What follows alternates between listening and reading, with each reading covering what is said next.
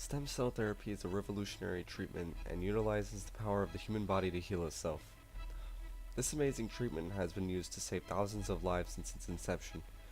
From cancer patients to genetic diseases, it can be used to treat a wide variety of ailments once thought to be incurable. But what exactly is stem cell therapy? Stem cell therapy is the use of stem cells to treat disease or injuries.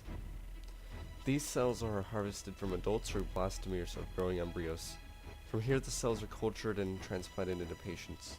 The reason why stem cell therapy works is because of the fundamental properties of stem cells. Stem cells have the ability to differentiate into any human cell, and is already used by our body to repair itself. The difference between our natural ability to use stem cells and stem cell therapy is that stem cell therapy can more readily target affected areas, and is far faster than what our bodies are normally capable of.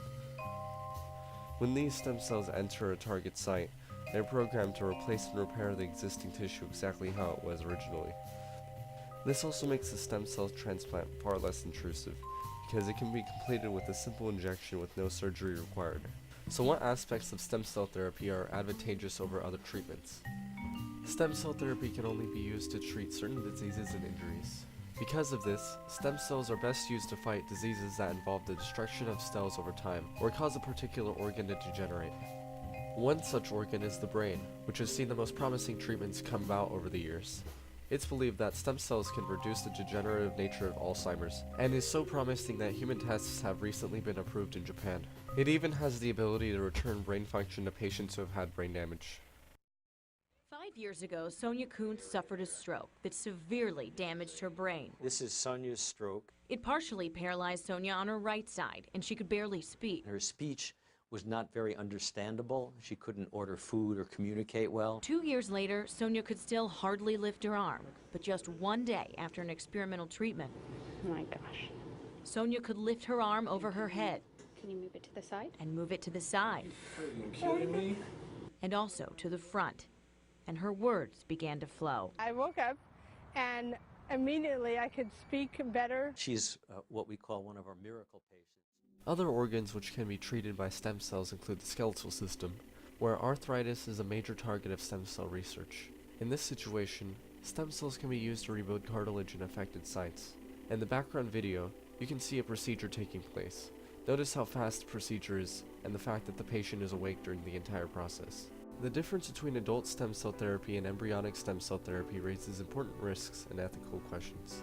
This is because adult stem cells are multipotent, or they have a limited range of cells they can develop into, while embryonic stem cells are pluripotent and can develop into any cell.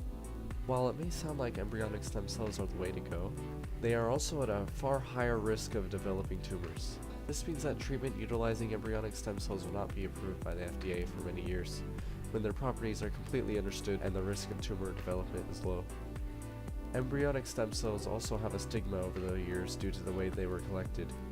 In the past, embryonic stem cells could only be collected by extracting a growing embryo and destroying it in order to gain access to the embryonic stem cells within. New techniques allow scientists to extract cells without harming a growing embryo. This is done by removing a single cell out of the blastula, and removing its nucleus and placing it into an ovum. The embryo can then be placed back into the mother and develop normally, removing any ethical concerns about stem cell therapy. Another risk about stem cell therapy stems from the fact that it hasn't been completely approved by the FDA, which I mentioned earlier. The only treatment that is approved by the FDA as of 2018 is a bone marrow transplant, which is commonly used to treat leukemia. This means that other treatments in the United States have a significant risk of being unsafe due to being non-FDA approved. However, there are several countries which have begun human trials, such as Mexico, Spain, China, and Japan, which may pose an alternative to getting treatment done in a Western country. The cost of each treatment ranges from $7,000 to $10,000. While this may sound like a massive amount of money, it is only a preliminary cost as companies find new and better techniques to mass-produce stem cells. There is also very little competition in the market, which has led to overinflated prices. And as confidence in this technology improves, so too will the market. How will you be affected in your daily life?